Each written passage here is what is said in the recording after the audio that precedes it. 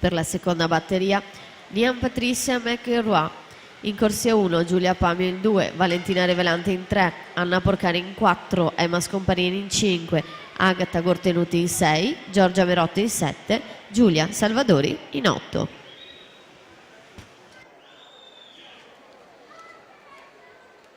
Quindi finalisti farfalla assoluti maschi: Riccardo Cervi, Mattia Santi, Alessandro Bonvicini, Alessio Gerardin, Marco Deano, Michele Vegro, Marco Alberti e Leonardo Vendrame. Ultimo tempo 57,85.